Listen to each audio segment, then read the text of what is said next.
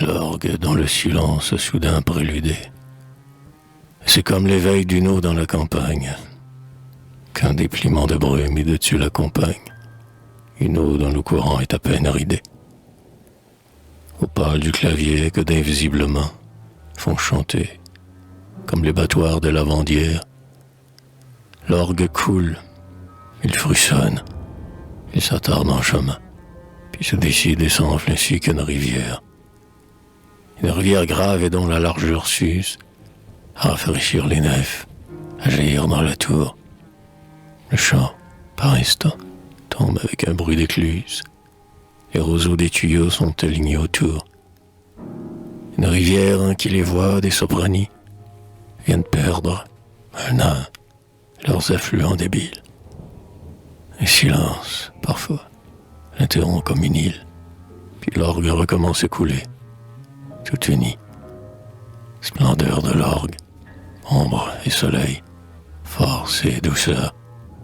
Mais la douceur d'une force de la nature, un chant se profilant comme une architecture, comme un rocher qui se couronne avec des fleurs. L'orgue, voix d'infini, voix de ciel, voix lunaire, qui donc suppose encore un réel instrument.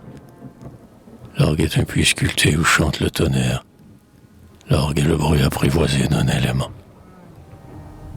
C'est le vent, tour tour la brise dans ses meuves, les roses et la vaste ouragan frénétique.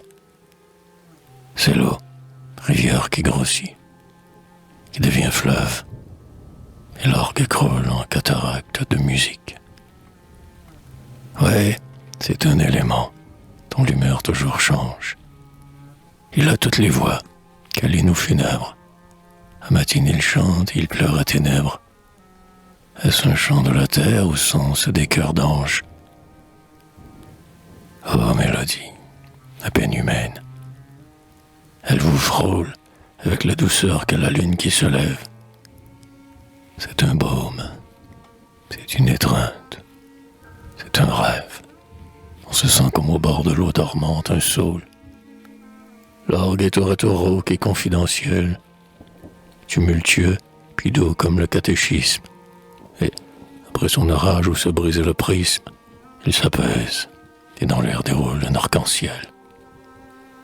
L'orgue tantôt exulte et tantôt se lamente, tantôt noir, et c'est un catafalque de son, tantôt blanc, et c'est la layette d'une infante.